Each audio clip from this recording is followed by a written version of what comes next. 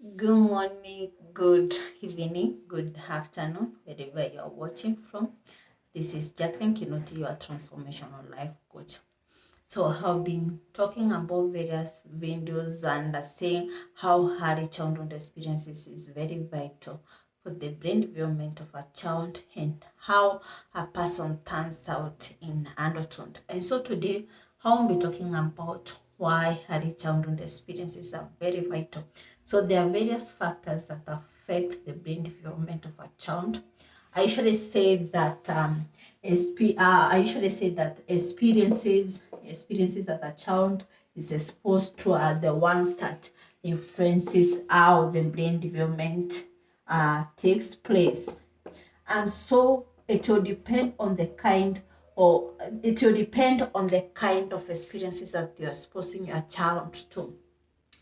And so um, it will depend as a parent or as a caregiver, what kind of experiences are you exposing your child?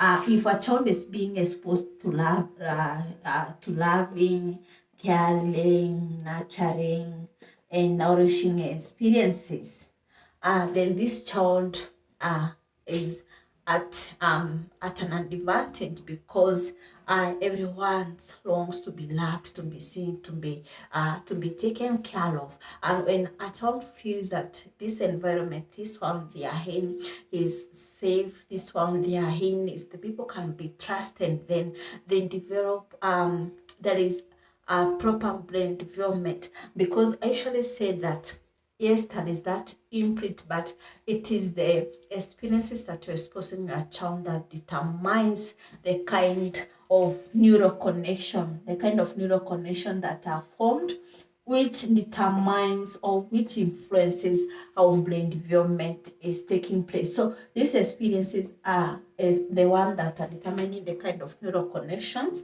and then the neural connection are the one determining how the brain development is happening. So that is why it's very important on the kind of experiences that you're exposing your child to. Are you loving your child? Are you caring? Are you nurturing? Are you providing nourishing experiences? Or are you abusing this child? Are you neglecting the child? Are you rejecting the child? So all these things plays a role in how a person turns out. I usually say that if as an adult you're experiencing misfortune after misfortune, nothing is working, go back to the foundation, to the root, go back to the root, go back to the foundation. Ask yourself, how was the foundation laid? How was the foundation laid? Because if the foundation was not laid through proper experiences, then there won't be a problem in the adulthood. There won't be a problem in the adulthood. And sometimes people will say maybe they are bewitched. They put blame on other people, but if you're able to revisit the foundation, ask yourself, how was the foundation laid? What kind of experiences was I exposed to? And if you are able to understand the kind of experiences, you go and take your history, you evaluate your history and understand this is the kind of family that I do have. This is how my caregivers or my parents treated me. Maybe you lived with a parent who was mentally ill. Maybe your parent are divorced. Maybe you are an orphan. Maybe you migrated orphanly, and maybe the parent there provided everything, but they failed to give you that emotional space that you can able to share what you are going through. All this impact how the child is going to develop. But when I talk about the kind of experiences, I'm not saying that you keep blaming your parents or caregivers on what they did. The caregiver did what they could do at the level of their emotional awareness. But that doesn't give an excuse for people to continue hurting their children because of their unresolved baggages. That is why I usually say that before even you become a parent, address your unresolved issues, address your resolved baggage or your past baggage, so that you cannot be able to project that pain to your children, or if you're already a parent, then you need to heal so that you can't be maybe yelling, belittling, or insulting your children, because that will what will affect them. You know, most of the time, children, parents say that they have sacrificed a lot for the children. They paid all the fee, they bought everything, and maybe when their child has grown up, the child no longer wants to go back at their home, or they don't go back to their parents. And you ask yourself why. When material things is not all that you could have given the child, a person wants a space, or a child, or everyone wants a space that they can be seen, they can be heard, they can be loved.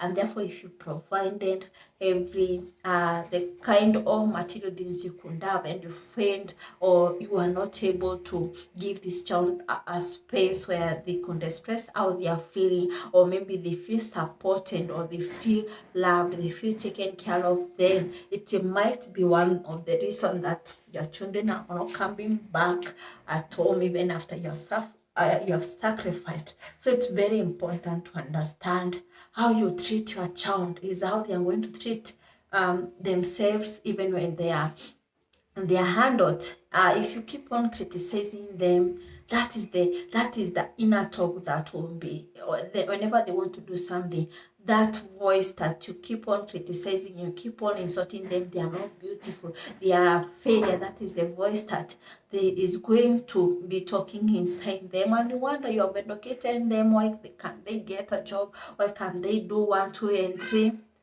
The kind of experiences that one has been exposed to are very important. But do you keep on blaming because you have gone through trauma, that your parents weren't there? Do you keep blaming other people?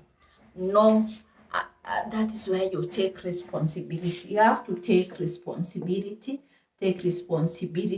and understand that nothing is wrong with you at your core. Nothing is wrong. If you think there is nothing is wrong, something is wrong with you. If you think you are a failure, if you think you are messed up, if you think you are flawed, today know that there is nothing wrong with you. What you need is just to unlearn an healthy pattern, to unlearn things that you have learned from people who are wounded, who have their own pain at the level of how their awareness is what you are able, they were able to impact you. So I should say that our experiences are very, very vital. And so if you want now, in order to heal, you have to expose yourself to positive experiences, and that requires commitment. That requires you to be intentional, to be committed about turning your life around. Because if these things happened repetitive in repetitive basis, then you have to do something to provide yourself, or to expose yourself to positive experience on a repetitive basis again, so that you can able to rewire your brain.